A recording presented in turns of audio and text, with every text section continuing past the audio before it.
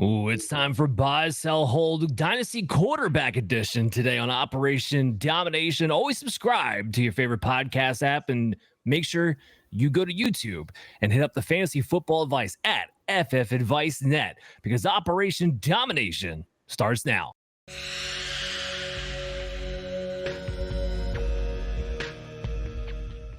Operation Domination is underway. The ultimate game plan to dominate your NFL experience. With your hosts, Dan You gotta be confident about your Achilles when you Chase show. Thornton, Yeah, I mean, I got it.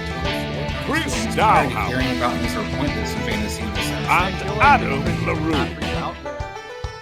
Don't hope to win. Be great and dominate. Well, all right. I'm Dan Mater, your main host of the evening with my compadres, Chris D, Chase Thornton, and Adam LaRue, the full crew in the building today on this edition of Operation Domination. I know we were talking about best ball last week, and we are slowly transitioning to redraft aspect of the show as we get deeper into the summer, but values are changing. It's all flux. And if you're in dynasty leagues right now, it's still a prime time to make some trades. So this is going to be a buy, sell, hold edition, mostly centered around some quarterbacks, which has seen some of the biggest change in value since the NFL draft, quite frankly. So Chris, you're going to walk us through what you have in store for us today. Yeah, so a couple of weeks ago, we were diving into Dynasty and kind of preparing you guys for the upcoming season. And one of the things I wanted to do was kind of bring in our Dynasty guru, Adam LaRue, over here and bounce off some topics with, him and the team. Talk about how, as we have mini camps kind of being completed, OTAs are done, we've got more of a clue of where these rookies stand and some of the other players that we're kind of looking at in Dynasty. And to me, this is a dynasty kind of prime time season where you're going to, between here and training camp, you're trying to make your trade, you're trying to set your roster up, you're trying to decide if you're a builder, a rebuild, or a contender. Adam kind of talked about that in our previous shows, how you can kind of evaluate where we stand. So one of the things I wanted to do first is talk about the major impact that we've seen, I think, across the board in Dynasty. And I don't really see a lot of people talking about it right now, but it's the COVID NIL and, the transfer portal where you're actually competing for services at a lot of these positions. You've got running back through a deep class that we have, but some of those guys were there for 4, 5, 6 years. We have receivers doing similar things, quarterbacks. The number one pick, for example, Cam Ward was in college for 5 years. Wasn't somebody who was necessarily a top tier pick if he would have came out from Washington State the previous year, but goes to Miami, wins the Heisman. Now we know the number one pick in the future and dynasty option. So what I wanted to kind of talk all about was, NIL, Adam, starting with you. What have you done or have you kind of adjusted, when it comes to dynasty, your strategies when you have to account for some of these guys being in school longer? Some of these guys actually might not be even, doing anything like Dominator, having that sort of 23, 24 years old, they transfer to the third school. Sometimes it seems like it could be a system. You're just kind of trying to guess. But I think dynasty, this is where we're trying to project 3 years. And right now we're in that kind of bubble with this new NIL, new transfer thing and competition for some of our younger guys. So to me, I don't think staying late and being old was necessarily an inherent red flag. It was a red flag because if you were good and you could leave early, your incentive was to do so. So it was incentivized if you were going to be a good prospect, you were going to leave early. With that incentive kind of being removed, I just see it as the pendulum swinging back the other way. In the 90s, in the early 2000s, the norm, it was a red flag for a quarterback to come out early. That was the red flag. It was, if you didn't start, I believe the Polian number was 50 games in college, then that was the red flag. And then we flipped where, all right, if you're staying past being a junior, then that's the red flag, right? Or if you're past 23 years old, that's the red flag. And I think we're just kind of flipping back to, look, if you're the number one overall pick, you come out. But we see this with the discussion people are having around Arch Manning right now from an NFL perspective. If you're Arch Manning, if you're anything less than projected the 16th overall pick, you're coming back. Because financially, all the incentives are you're going to stay in college unless you were a top 10 NFL draft pick. versus it was, if you're going to go in the first 3 rounds, you're doing way better in the NFL than you are in college. Like, the incentives have just changed. So I think that the narrative around it has to change a little bit as well. There's going to be guys that stay a little bit longer, and you just have to ebb and flow with that. To me, the red flag with staying late was more of a check, and you go like, all right, but like, does this guy have the talent or not? Like, you were still had to check. It just more often than not, it leaned towards they didn't if they were staying that late. And I think that now it's going to be kind of more of a crapshoot, more of a 50-50. Well, I'm going to open up to the team in a second, but Adam, to that point where this, to me, you just not only have kind of account for this. I think this is where you have to kind of look at dynasty strategy in the sense of we always look for younger guys, and we're trying to find the next big guy and look for potential. Now, I understand that's not always going to hit, but I also feel like when you're a man at 24, 25 years old and you're playing running back position, and you're playing, for another school with often these guys that we have, like RJ Harvey's a guy we love. RJ Harvey basically was in school for about 6 years. This is sometimes like, yeah, you're awesome, but that's also closes your window for guys like a running back, receiver. Quarterbacks last a little bit longer, but now we talk about the world potential and the enticement of those rookie guys and what you usually build in dynasty, trying to figure out if you're a contender rebuilder. People are spending all these guys, it's okay if you're 24 years old and you're the 4th string quarterback because you might be something down the road. And I feel like that's what I was kind of curious to see is like, what are you doing? Or, and as the panel kind of chime in, what are we kind of doing in the dynasty world to move forward to account for that? Yeah, the one thing I'll say as far as the other positions go is that, like, outside of quarterback, I'm just not looking that far out. Like 3-4 years max is kind of the window that I want to play. And you look at running back specifically, I think especially when you draft a running back, you have to play this by feel, play this by gut, and kind of know what you're doing. But like, if you live by the rule of once they're off the rookie contract, you trade your running back, you're going to win out 9 times out of 10. There's some guys you're going to want to hold on to, and you need to like live in the nuance of that. But if you aren't sure, you're probably going to be better off trading them at the end of the rookie contract anyways, because realistically that tends to be in line with where that fall off in terms of carries, age, whichever, ballpark, estimate you live by. Like, that tends to live right in that range, especially for a first round pick where you're getting the 5th year. So, Chase, Dan, kind of building off of that, when it comes to your value, I know that with, the dynasty world consistently values right now when it comes to draft guys, we value those 6th, 7th rounder guys, and we're adding them all over our rosters, but we're overlooking guys maybe younger that are out there, reclamation projects, quote unquote, where they're actually getting, on the job training where they've been 2 or 3 years in the league, but they're still younger than maybe a Tyler Shough at quarterback who's 26 years old almost. So how are you guys kind of adjusting to those reclamation projects versus some of these rookies and, evaluating when it comes to these different changes we see in college? Well, for me, when I'm looking at, rookies who have been in college for a long time, they maybe came out late. You've got to look at their circumstance. You've also got to look at what position they were playing and how that's going to affect them. We just talked about the idea that, everybody wants a young running back, a rookie running back. That's what you want on your roster. And once they get to the end of their rookie contract, we're typically jumping off of them in the dynasty world. Well, if a guy has played running back in the SEC for the last 4 full years and has been getting all those kinds of carries, he's got some wear and tear on his body compared to a guy who, maybe has played for 4 or 5 years and jumped from the Mountain West to the MAC to wherever and only had a year or 2. You've got to look at that total number of carries kind of thing. And how much wear and tear does this guy have on his body before he comes into the league? Ray Davis was an example last year of a guy who was a little bit older and had a lot of mileage on. I liked him coming out. I liked his talent, but how long is he really meant for the NFL with the things that he's been through? So you do have to kind of keep in mind that it's still a case by case basis, but it doesn't necessarily change my evaluation of what I've seen from a kid in college. I mean, and we know that there's a correlation between, an early dominator type season for a receiver and a guy who didn't have that dominator until it was later. There are correlations there with future success in the NFL. And I still think that's going to hold those kinds of things are still going to hold, even if, we see more guys staying longer because the money, they figure the money might be better in the NIL world now.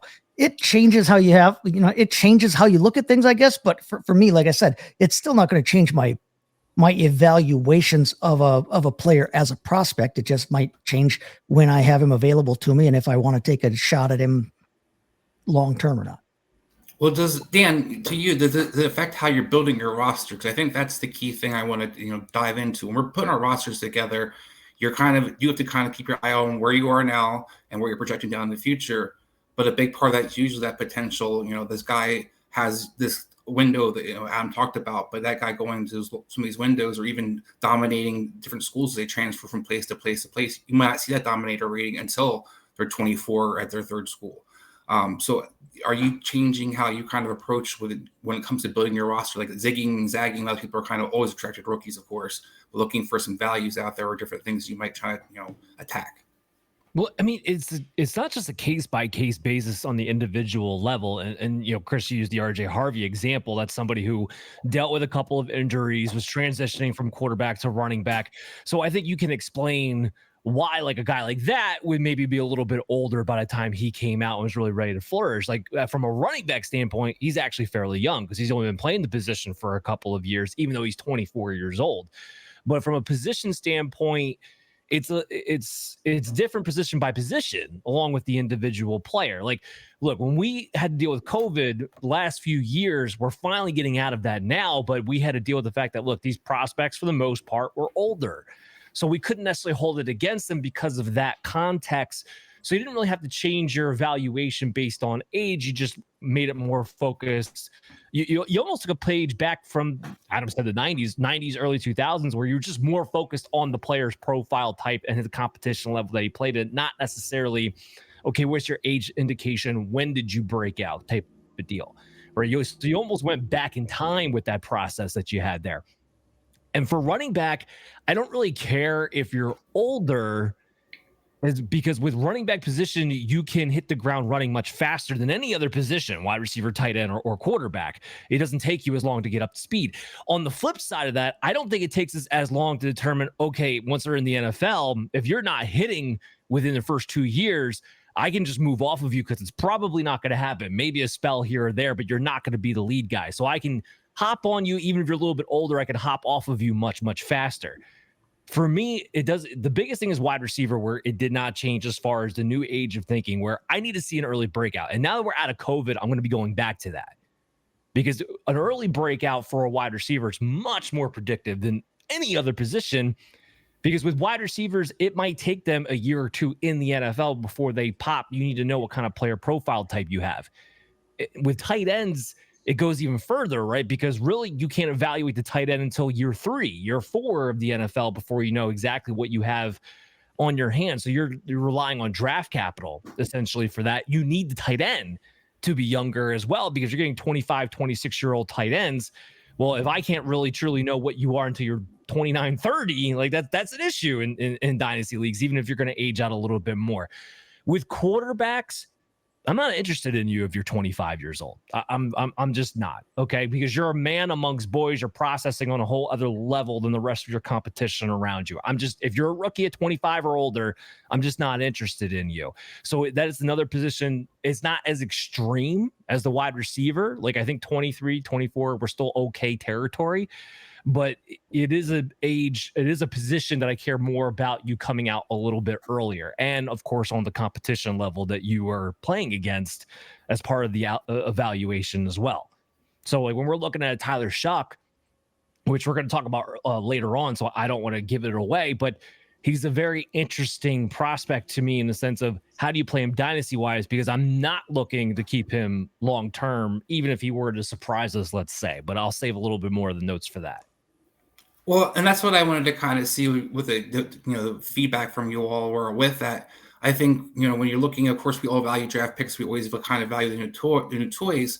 But I do feel like one of the things that needs to be kind of examined and talked about just in general for Dynasty is, well, what happens when this guy's already been in the league for 3 years that we're labeling as a bust, but he's still younger than the quarterback or the running back or the receiver who's is good. The new draft pick that came in the 4th, 5th, 6th round. I'm not talking about necessarily the upper tier guys, but a lot of those guys that we're trying to go out and kind of fill our rosters with, where you see somebody like a quarterback, Cam Miller, being rostered right now. And Cam Miller is 24 years old. Well, you're rostering him for upside to do what? Versus there's other quarterbacks, like the only quarterback in his own backfield with him, Aiden O'Connell, who's only 2 years older, has been a decent pro. And we're like, screw you in Dynasty. So that's where I'm kind of curious if there is, as you had talked about with COVID, we had to kind of adjust the ages where we accepted it, but we're in that bubble of where we're going to see it very much in our eyes, where we're going to see guys who've been in school for 6 years. We're going to see a lot of guys who are 23, 24 years old. And, just looking through some of the different options that you kind of have that we love fantasy wise, you do have to talk about what their windows are going to be, because, Nick Nash might be a sleeper. Nick Nash is about to be 25 years old. So do you value him versus over other guys who maybe have more draft capital spent on them, were drafted in maybe 3rd rounds, or actually younger? And you're like, well, we're not valuing them at all when it comes to our picks or how we're building our rosters. And Nick Nash is a prime example when we talk about the wide receivers. I have zero interest in Nick Nash because he's a wide receiver at a 25-year-old age coming in with low draft capital. I don't care if you like the talent profile. That's a zero for me on a guy like that. Just to give like an over-the-top example, if back in 2022, Isaiah Spiller, is considered a bust right now. He's 23 years old. He's younger than most of the running backs that we're prioritizing, that we love. What you say? Isaiah Spiller. The guy that got drafted by the Chargers, 2022. Okay. I'm with you now. For some reason, my head had Isaiah Davis. That's my bad. Go ahead. He was a dynasty guy. I'm sure everybody got drafted in the 3rd round. Was excited about him pairing with Austin Eckler, what he was going to do. He's 23 years old. He's basically out of the league. He got drafted in 2022. He's younger than half of the running backs that we're excited about that we're going to be having on our rosters, whether it's on the bench or have on our taxi squads that we're waiting for the big bang down the road. And this is where I think, like I said, it stood out to me as a topic in general for Dynasty, where a lot of people are talking about, COVID happened. People have the NIL, quarterbacks might stay longer, running backs might stay longer. But we are kind of have to react and dominate Dynasty. You want to be ahead of the curve. And I think this is where I wanted to see what the team kind of stood with that. Well, and like you said, and I know you said it was an over-the-top example, but this goes right back to my point. At the running back position, if you don't hit within that first year or two, you can easily move off of you. So that's a prime thing to apply that process. To your point, maybe he is the same age, but who cares? He's had a couple of years. He's done absolutely nothing. So there's no reason to think he should be valued as a guy who could bounce back over one of these rookies coming in either. Well, that's kind of what I was curious, because I think, you're getting chased, when you have practice in a sense on the NFL level, is that something as a dynasty owner that you're kind of valuing more, or are you going to value that guy who spent that 5th year and had his final, he blew up when he got to Tennessee because he's the newest draft pick? Well, if a guy has shown you anything at all in those first 2-3 seasons, well, then maybe we've got, if he's been, maybe hasn't broken out yet because he was in a situation where he's the 3rd or 4th receiver on a team that has 2 Pro Bowlers or whatever, then okay, then yeah, I'm willing to maybe take chance on a younger reclamation project like that than I am a rookie coming up. But like Dan just said, I mean, a lot of times we can tell. I mean, there are still people hoping beyond hope that Treylon Burks is going to be an actual bona fide NFL, Shout to you, Tyler Bradley. Yeah, shout out to the boss. Yeah, but what have we seen that shows that that's even a possibility at this point? We saw good tape that everybody liked coming out of college, but we haven't seen anything yet. Literally the first time the guy stepped on the field, he couldn't breathe and had to come back off. He's maybe this isn't for him. All right.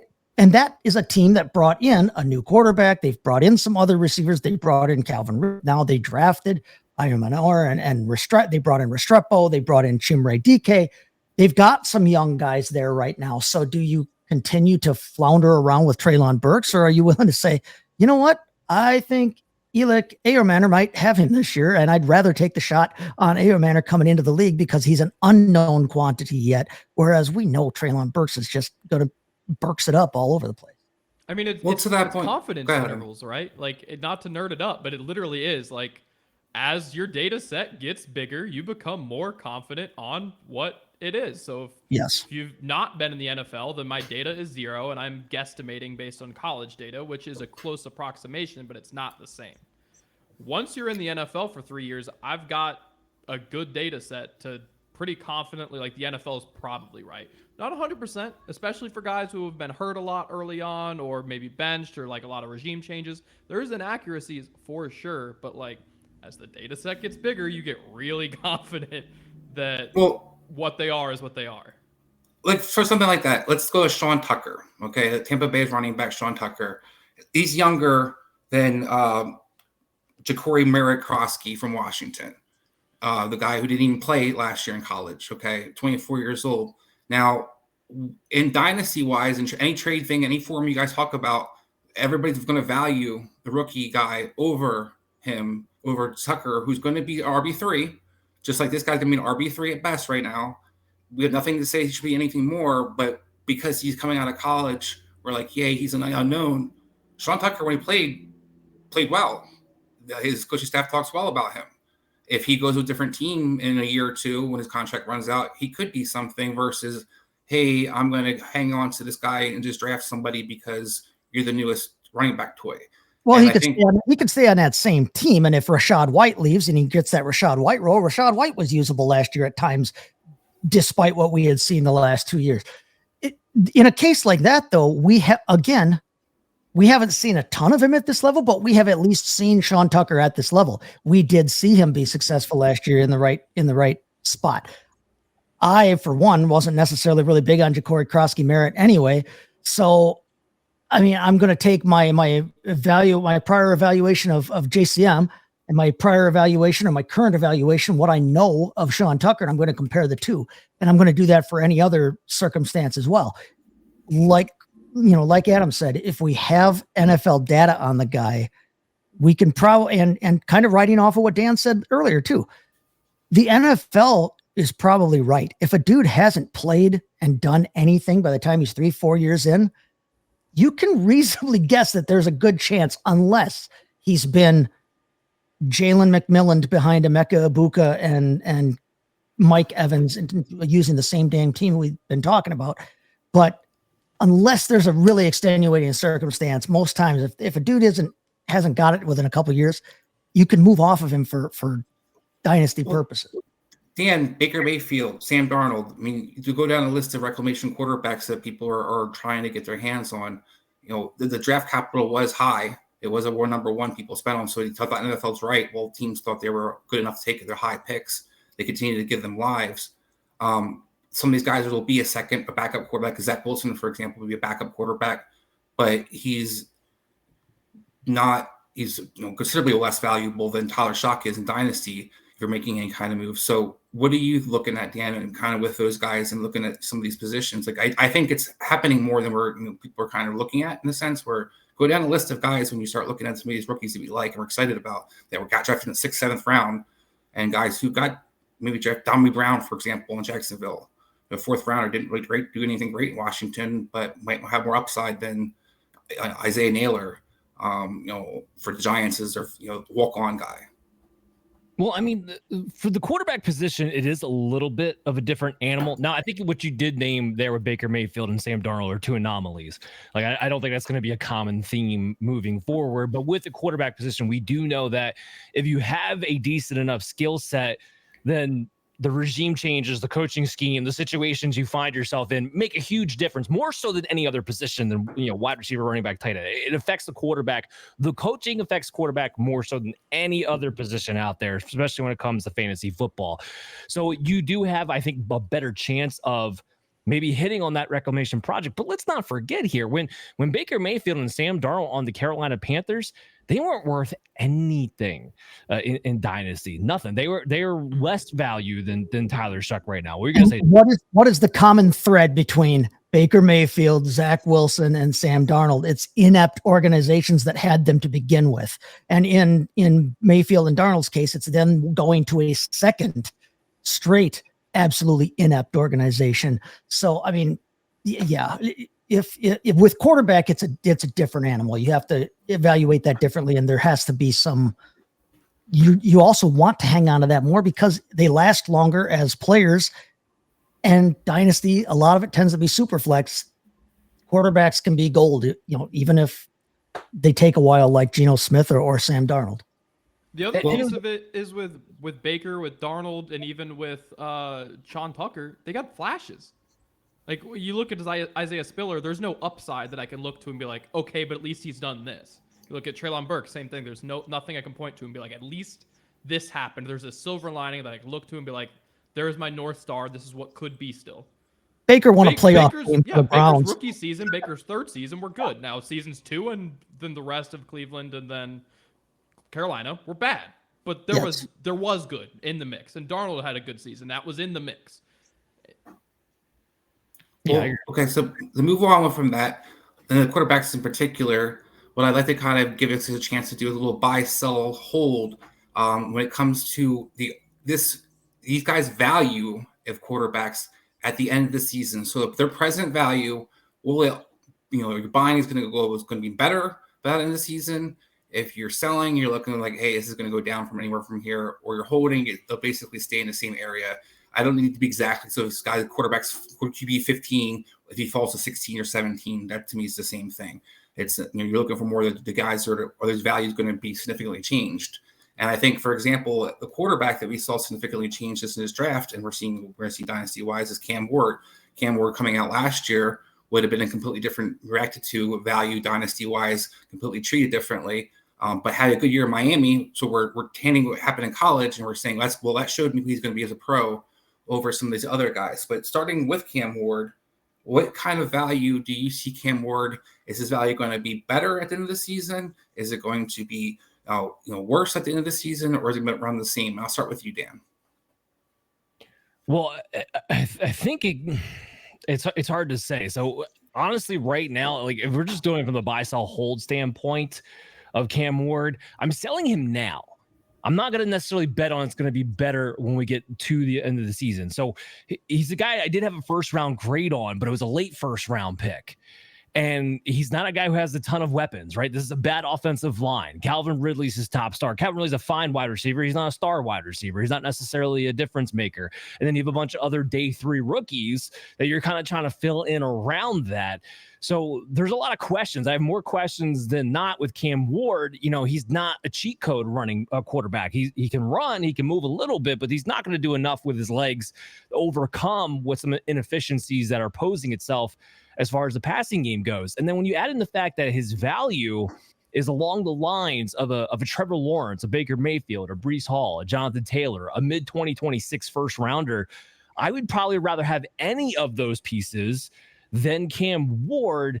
I mean, especially if you're trying to win now. But if I have Cam Ward, let's say I'm even in a rebuild or I'm on the teetering and I'm trying to make my moves to get better. If you just want to look at the mid-2026 first rounder, like next year, we're going to have 4 to 5 quarterbacks go in the first round of the NFL draft. That mid-first round pick is probably going to be a quarterback equal to or better than Cam Ward, and I'd rather have any of those other players than him. So this is a player I would sell now. I wouldn't even waste it. So just to clarify, you made a great point about selling, but this is more so, will his value be the same at the end of the season, or is it going to be less by the end of the season? So a great example would be like Bryce Young, for example. Going as a rookie number 1 pick, his value was very high in Dynasty. By the end of that first season, he's getting benched, week 2. People were down on Bryce Young and over him. Now he's back again. His value is going to go back up. So what I'm asking more so, and it sounds like what you're saying is you think Cam Ward's going to have around the same value at the end of the season that he has presently in Dynasty. He might not be worth more than Trevor Lawrence, but he's going to be around the same kind of stratosphere possibly. But you're talking about taking advantage of it. I don't disagree with that. Chase, what do you have kind of where your value with him at the end of the season? Cam Ward right now is a hold for me. There's not enough there for me to actively seek him out. I don't want to go get him. I agree with Dan there, but he was the number 1 overall pick. This team apparently believes in him, and I think he's going to have a long leash because of that. So he's going to have an opportunity. He's going to have a time frame there to work in. He's not going to get, pumped and dumped like Will Levis, like they did to Will Levis. I don't think they've got more invested in Cam Ward now. And I think he's going to have a long leash because of that long leash, because it's the quarterback position. And I typically play super flex. I'm wary of getting rid of him right now. I'd like to see what there is there. Yeah. You're always taking the chance that he flops this year but if his value is worse at the end of this year, again, I'm still I don't want to sell short on him because he's a quarterback, number 1 overall. They're not going to Browns this up. I don't think they're going to give him a long leash. So I'm willing to hold Cam Ward for now. Okay. So Adam, before I get to you, I just want to try to clarify one more time that I'm not asking you whether you're going to hold this player or trade this player. What I'm asking you is where his value will be. Will his value be around the same at the end of the season, just a hold? Is a hold the same value? Right now, his value is going to go up or down. He's valued as a mid to low. Then he's going to say the same. Yeah. He's valued as a mid to low quarterback. And I think that's where he'll still be at the end of this season. Yeah, I believe that's where he's going to be. Adam, go to you. Chase said about Will Levis, kind of flamed out. Will Levis took about a year and a half to flame out. If Bill Callahan and his coaching staff could be on a hot seat, there could be a different regime, so to speak. What do you see in your crystal ball when it comes to Cam Ward's value at the end of the season for Dynasty? I think it takes a dip, but I don't think it's a big one. I think he's valued around QB 15 now. I could very well see him be passed by Penix. I could see Lawrence doing it. And I could see if Tua had a great season, I don't think that would be outlandish like a Dak, but at max, I think he would fall to QB 18, 19, worst case. I don't think it's he's dropping a tier or anything. I think it's shuffling around the tier, but I don't know that I believe Tennessee is putting him in a good position to have a great year 1. I don't think his value is going to go up from what it is now. But I do think he's the type of talent that almost everyone behind him, pretty much with the exception of Penix, he has more physical talent than. So when you really factor that in, he can't fall far. Dan, give you a chance to kind of comment on that real quick because you didn't really kind of grade you talk about buying and selling. Well, no, I did hit on that when I talked about him. That's exactly why I would sell him right now, is because of where his grade would fall, and I'm not betting on it getting higher. That's kind of the whole point behind that. And if you feel that way, you probably didn't draft him in the first place, though. To be fair, I mean, if you felt that way about him, you either traded the draft pick when he came up, or you didn't take him. Because there would have been no sense to draft him and then not necessarily, Chase. Not necessarily, because think about it. The next guy we're talking about is Tyler Shough, and that's the perfect example of even if I didn't plan on holding him, do I know that a quarterback, especially in Dynasty Superflex leagues, is going to be valuable, especially when they're a starter and they have significant draft capital like Cam Ward did? Yeah, 100%. I don't know. I don't know that you do it with a top 4 pick though. Well, maybe you do, because if you let's say you had the top 4 pick, all right, and you were not enthralled with the guys that are up there, and this would be the year where maybe you weren't totally sold on outside of Jess, maybe you weren't totally sold on Amari and Hampton or Ted McMillan or Tyler Warren. It's very possible you weren't sold on some of these guys, Travis Hunter, and you're thinking of something. You know what? Let me take the quarterback because I know they hold their value a hell of a lot longer than all the other positions, regardless of what's going on, and I could turn around and trade that for future assets or a player like I said, Bryce Hall, Jonathan Taylor. You want something right now? I would draft Cam Ward if it meant me getting one of those players and whatever else. So that's a possibility here. It's a possibility. I just think that a possibility for it and to maximize the return on it probably came earlier when you had the draft pick in hand and you could get people to dive on the immediacy of being in the draft rather than trying to convince somebody halfway through July when we've all forgotten about that, oh, by the way, it's Cam Ward. Remember, he's a starter. By then we haven't seen anything and the excitement's gone of the draft idea. You can maximize and really capitalize on that draft day hysteria if if you're putting it out there that you'll take offers for your pick or whatever. I just think there's better opportunity to maximize his value. Even if you want to sell him now because your point is valid. I agree with you. I don't think his value is going to be any higher at the end of the season, but I think that I don't know that if you felt that way, you would have taken him anyway. Well, I'll take it a step further. There's also the OTA hype. You're forgetting we're just coming out of OTAs. There is that hype that will move the needle. That's why some of these guys have even changed value to begin with. So it does make sense that people are kind of thinking about this now. Well, it also, I think, makes sense now when we kind of move on our list down here. Tyler Shough is a quarterback who's going to be that kind of guy that we're looking for, whether we want to keep him long term or we're looking to flip him as a value. What I'm looking for is overall dynasty value, and I'm not trying to find the most value for my team to kind of bang my buck in a sense. And Tyler Shough is going to have a chance to be almost 27 years old by the end of this season, where you're going to have quarterbacks like, let's just throw a name out there. I'll say like Trey Lance, for example, was a mobile guy. He's still going to be actually younger than Tyler Shough will be going into next year. And his own backfield with Spencer Rattler, a guy who got kind of written off after last year, is actually younger than Tyler Shough is. So when we're looking for quarterback upsides, this guy is drafted for upside, and we're looking for a quarterback, like you said. But are we valuing him the same at the end of the season? Has he shown his warts, or is he somebody that we're keeping the same value, or is it going to be somebody that we're looking at the value is going to be changed? So I'll start off with you, Adam. I think it's going to go up. I don't think it's like massive. I don't think you're like riding. This isn't a penny stock. We're not riding it to the moon or anything, right? This isn't Dogecoin in 2000, whatever. But what it is he's ranked quarterback 32 right now. He's behind Shedeur Sanders, who I know you loved.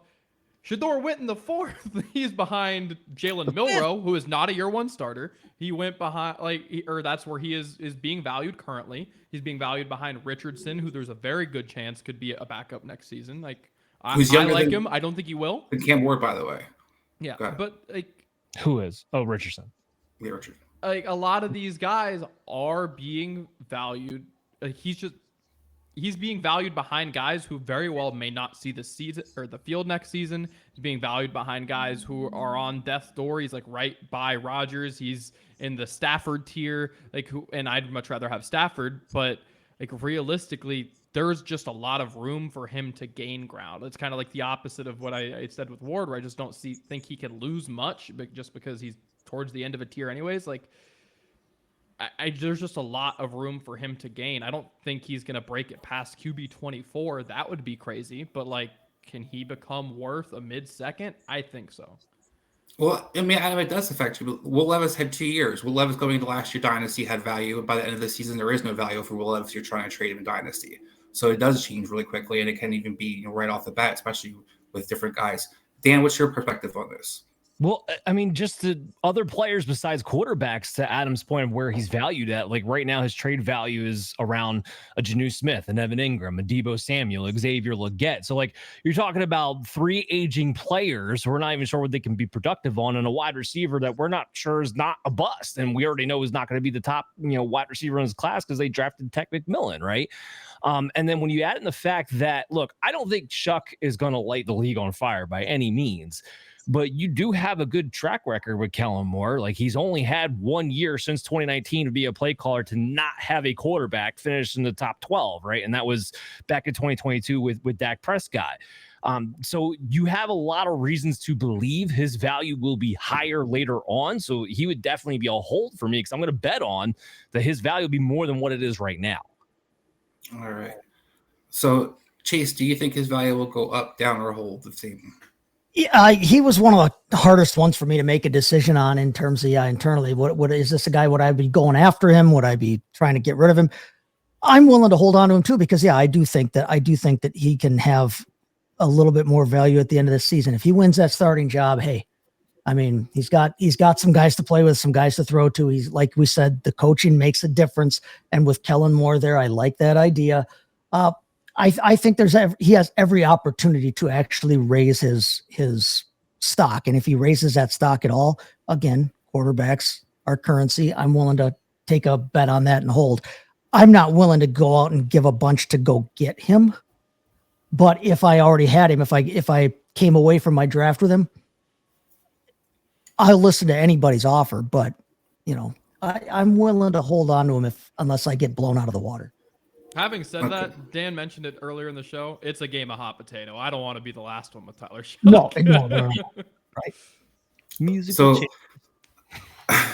we'll skip ahead. I'm just going to give up, I think, what I'm trying to establish with you guys. But Bryce Young is a great example of this guy where his values fluctuated a lot in Dynasty. As number 1 pick overall, it was very high, as Cam Ward is currently valued. Now, after that first season, we saw a deterioration for Bryce Young. Now you see him kind of back on fantasy radars. His value is going back up. If you're trying to flip him, you can get a decent player for Bryce Young. is Bryce Young's value going to be better, worse, or the same by the end of the season, Dan? It's gonna be worse. Like if I'm talking about buy, so hold, I'm definitely selling them. I think it's as good as it's gonna be right now. So value wise, Caleb Johnson, Chase Brown, Kenneth Walker, Chuba Hubbard. Now, I know I just named 4 running backs, but trade value wise, that's where he's sitting. We're talking about Chase Brown, who finished as a top 12 running back last year. Kenneth Walker, who's had glimpses into there, just hasn't quite been able to put it together for a full season. Chuba Hubbard was out of control. Caleb Johnson's in a situation where he might be a bell cow in a run first team. Like, highly productive players for a guy that everyone's getting excited about because of what he did in the second half of last season. Weeks 8 through 17, when he took back the quarterback starting role. And yes, I am purposely leaving out week 18. And for those of you who are going to try to say I'm being, not objective about leaving out week 18, I'm going to ask you, how many of you were still playing fantasy football leagues in week 18 where it mattered what he did against Atlanta? It didn't at all. So I'm looking at weeks 8 through 17.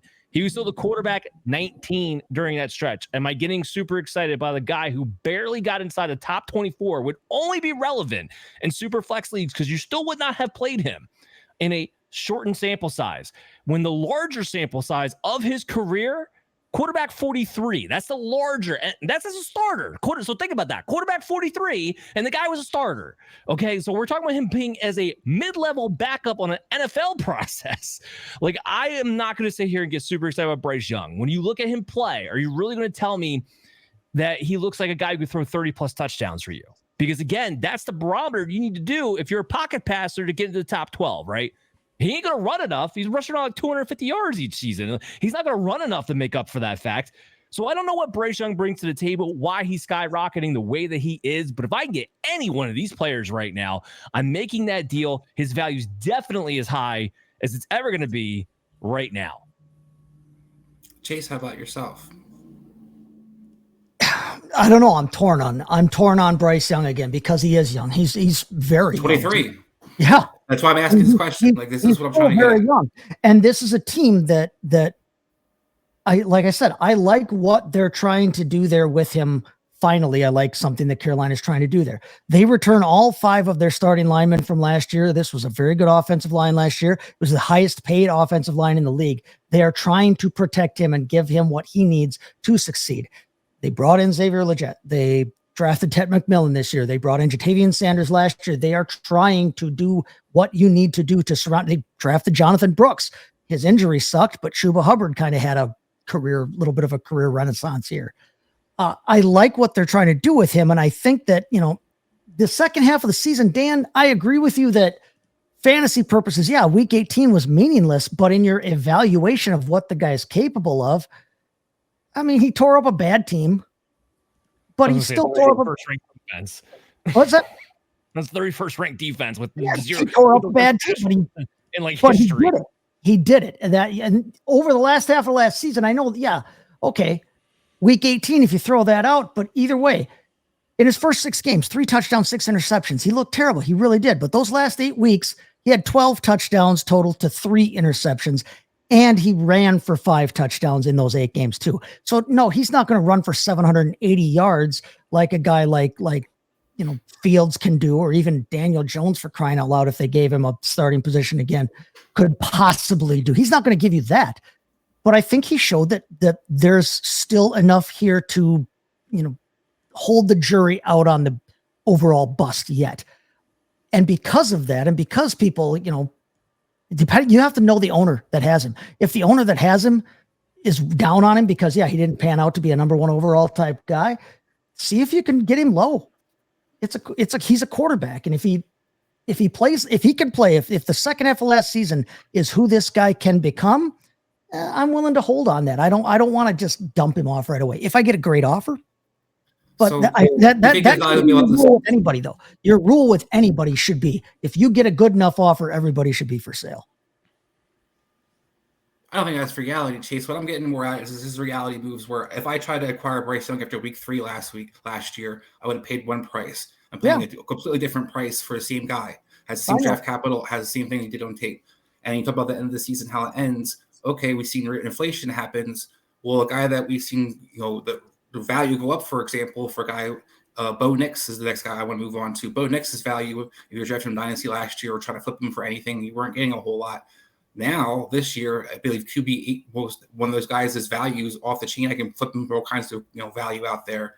So is Bo Nix a guy that we can see his value going to be this higher, lower, or the same moving on to next year, Adam? Oh, like the most obvious lower in my mind that there is in Dynasty right now. I mean, his current value is QB7. He's above Drake May. He's above Herbert. He's above Caleb. He's above Stroud. He's above Jordan Love. I mean, to me, even Kyler's crazy. He has to pass at an insane level to get to where he needs to go. And he showed some running chops. I'm not going to deny that, but he's not going to be someone who's generating a ton of fantasy value on the ground. To me, it's a crazy bubble we've got going with Bo Nix right now. I'm glad that you brought him up, but I think he can be a really solid pro. I really do. I don't think but a top 10 dynasty quarterback and a top 15 or so dynasty asset outright, no shot. There's just no part of me that believes that that's reality. I don't think that he will be. I think he will fall out of the top 12 dynasty quarterbacks by season end. How about you, Dan, real quick? No, yeah, I totally agree. So, Adam, you mentioned his rushing, and that's kind of what propelled him to what he was able to finish that last season inside that top 10.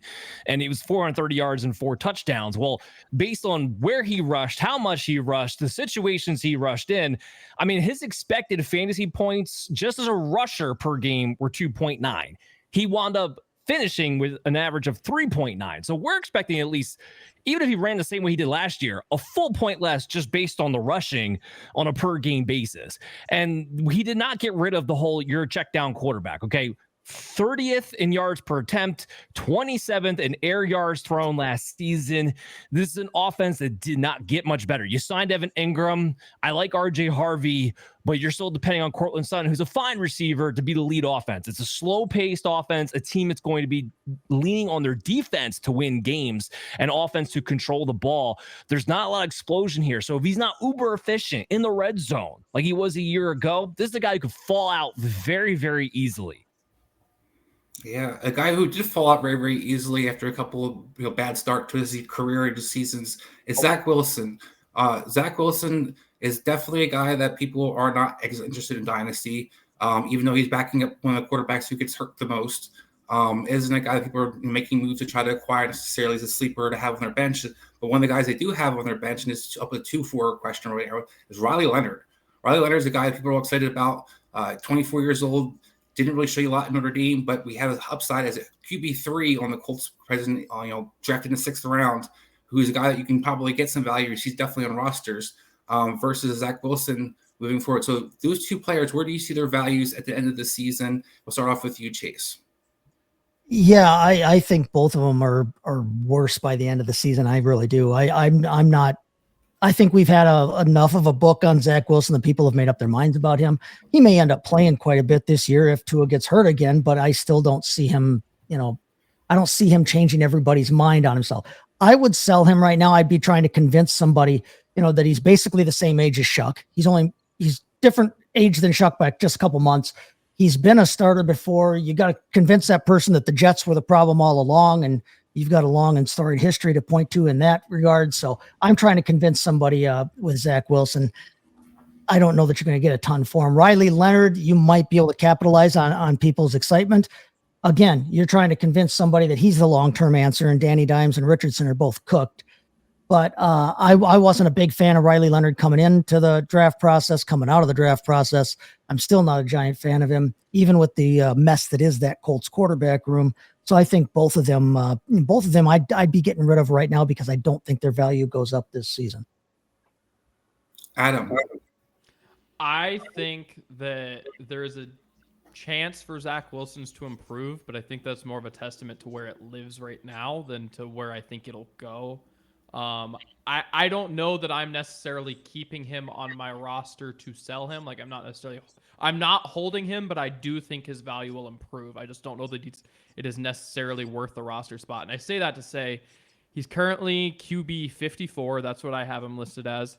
He's behind Malik Willis, which is fair. I do think he's behind Malik Willis, but he's behind like Kyle McCord. He's behind Will Levis. He's behind Kenny Pickett. He's behind Riley Leonard, who you mentioned. Full disclosure, I don't think Riley Leonard, him being an NFL quarterback is shocking to me, and my team drafting him is a little bit painful. I think the Ohio State game was a pretty good testament to what he is and what he. If that's what he is against Ohio State, then the NFL is going to be a little worse, and that's not necessarily good. But yeah, I think a Zach Wilson is more valuable to me than a McCord, a Pickett, a Levis, and even like you look at a Spencer Rattler, who's a good few spots ahead. Like once Shough wins that battle, Rattler's cooked. Joe Flacco could very easily retire in like week 8, and nobody would be that shocked. There's a bunch of room for him to gain ground if he is less than awful. If he steps in for Tua, if he shows a pulse, he should gain space. And then, yeah, Riley Leonard, I'm not taking Riley Leonard seriously as an NFL quarterback, so that's the best I can give you. I think he drops because the fact that he is at QB 40 to me is asinine. Again, I don't think he has an NFL arm, and he's not a better athlete than Bo Nix. Like he's an Ian Book. He is an Ian Book. Well, this is now, Dan. I want to get to you. This is why I bring this question up, because this is what they do in Dynasty. We get excited about the rookies because they're rookies, even though he's a third string, and we're gonna be like, but the guy who's a second stringer, for example, who actually has a tangible playing time opportunity, we're just like, screw him. He doesn't have any value. And we see a lot of changes where Sam Darnold, for example, Baker Mayfield, we talk about some of the outliers, but Jared Goff does it as well. We see a lot of different quarterbacks who were reclamation projects that seem to hit the second rounders or third rounders, especially with teams that aren't necessarily going to be good. So, Dan, going to you, those two guys, where do you see their value real quick? And then let's get to a quarterback that maybe you're looking at that you don't want on your roster, or you're trying to get rid of as a clog on your roster. So those guys, and moving on when it finds me a buy low guy. I'm sorry, not buy low, a sell guy, and a guy that you maybe get off that roster. No, I'm not going to talk about Riley Leonard and Zach Wilson because that's a waste of breath. What we can talk about is Jordan Love being my sell high guy. So, I mean, right now his value sits at an early first round pick for next year. Devon Achane, Garrett Wilson, AJ Brown, and besides like one half season stretch, we really haven't seen Jordan Love perform as a top 12 quarterback. And he's also a little bit on the older side, because remember, he was drafted and then had to sit behind Aaron Rodgers for a few years on top of it. Now the Packers are a decent offense. I'm not going to try to take that away from him. I'm not saying there's a potential for upside there. He's a guy who runs a little bit, who does have a big arm, but what we've seen out of Jordan Love now has been consistent in the fact that it's been inconsistent in his production. And they still don't have an alpha dog wide receiver. Matthew Golden, fine. I don't see how he does much better than what Christian Watson was giving them when he was healthy and on the field to begin with. So when you get a mixture of that, I'm talking about at best a low-end QB1, more likely a high-end QB2 being offered in the same realm as RB1s and wide receiver ones. Like, so I'm selling off Jordan Love right now while there's still something to sell off. Keep in mind too, like the Packers haven't extended Matt LaFleur. Like there's a chance that the Packers have another disappointing season, which is a team that's kind of teetering on, are they going to be a playoff team? Are they not? They may be moving a whole new regime and throwing this whole thing out of whack. So I'm selling Jordan Love right now. All right, Adam, going to you. And we're looking for actionable trades. And what's the guy that you're looking to kind of move on from your roster, or to sell or get off your roster completely? Don't waste your spot in a sense. It's so valuable in Dynasty. This is one that pains me because he's someone who I was vouching for as a buy last season. And I hold true that it was a buy last season. This is just the sell opportunity. It's Baker Mayfield. I love him. I really love him. But is he the best quarterback over 30? By a large margin, by the way, also. Like, we're talking, he is 5 spots ahead of Jared Goff. He's like 7 spots ahead of, blanking on the name here, hold on. He is 7 spots ahead of Dak. He is like so far ahead of your Genos. Like, it's getting tough for me, man. Like Baker is someone who, when he lives in that tier, I think he's on the high end of that tier. But realistically, like, do I think Baker is a better dynasty asset than Cam Ward? No. Than Brock Purdy? No. Penix? No.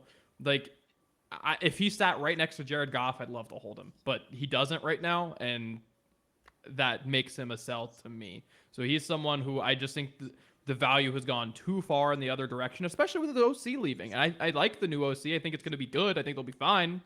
But, like, I think it's gotten a little bit out of control with Baker. You know, he's easy to like. He's a good personality, but yeah, it's a bit much. Well, and it's another regime change, and Mike Evans is going to be 32, and Chris Godwin, we don't know he's going to be back coming off the injury. Like, there's a lot of things in flux in Tampa Bay, maybe more so than people realize. Yeah. So Chase, how about yourself? This is one again. Yeah, this is another one that I don't really like to say, but I'm going to say it right now, and it might raise somebody's eyebrows. But Matt Stafford is not somebody that I want to get rid of necessarily. If I'm a contender, I want to hold him. But if I think I can get anything for him, and if I've constructed my roster the way I should be constructing it, the man's 37 years old. Time is going to come, sooner rather than later for him. It really will, and he's tougher than nails. And I like the dude. But you're going to try to convince somebody that it's 2021, except it's Puka Nacua and Devontae Adams this time. And then you're going to get what you can out of him, because excitement is riding high since they signed Devontae Adams. Everybody's like, "Oh man, they're going to be awesome again," and they might be. They might be, but he doesn't have as high a ceiling as I think he is perceived to have, or at least. I think people perceive him as being a much more sure thing than he really is in Dynasty, but he's 37 years old. That's the point. I would rather be Bill Belichick a year early than a year late. I think you can get something for Matt Stafford right now. So as much as I hate it, I think you can get more for Matt Stafford right now than you're going to be able to later on. All right, back to you. And do you have somebody that maybe you want to buy low, or a sleeper stash guy that you want to kind of make sure that your people could think about having on their roster or add to their roster?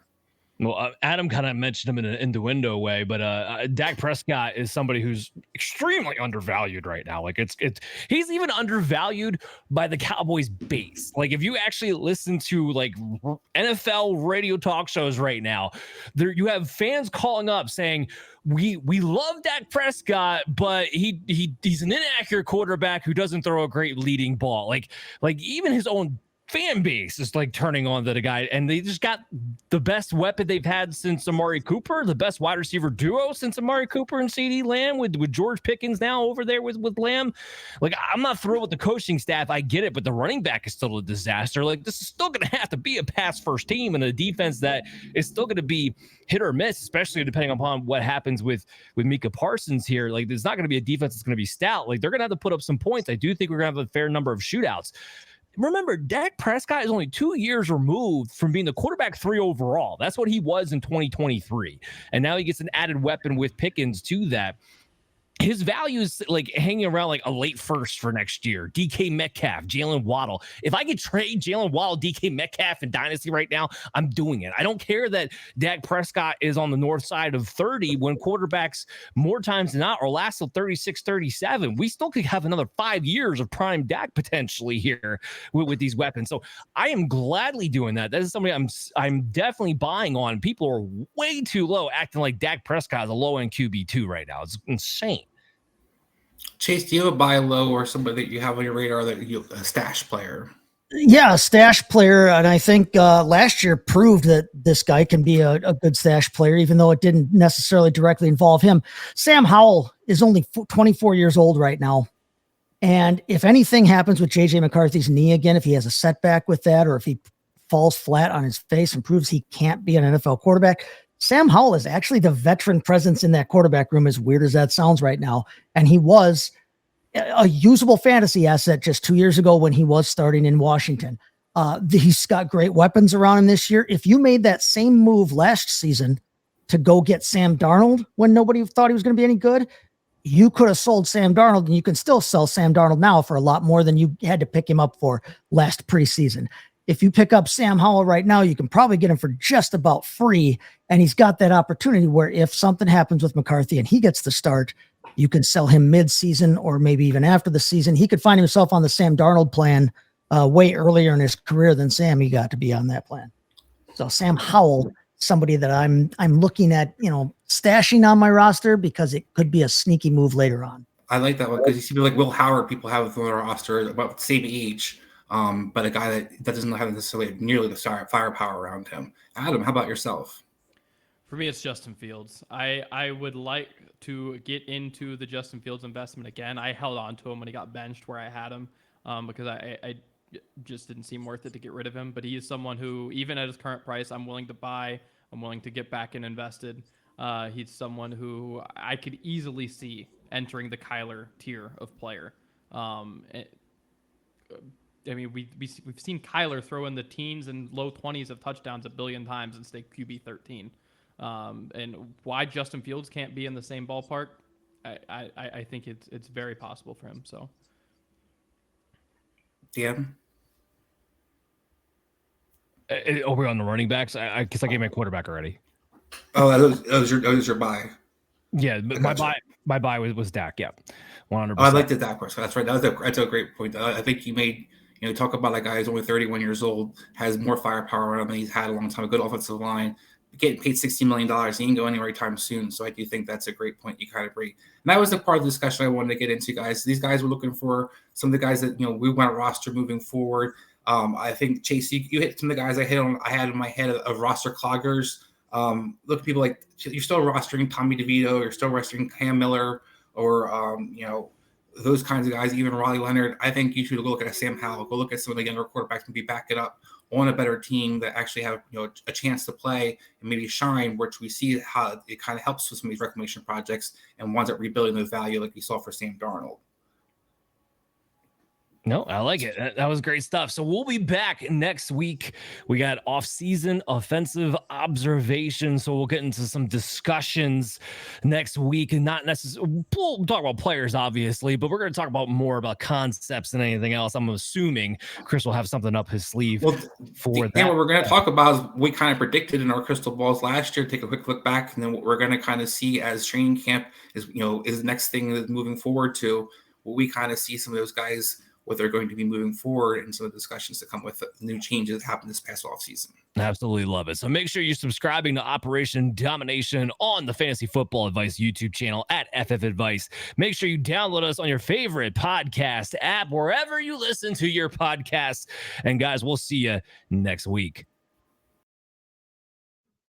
Hey there. I want to thank you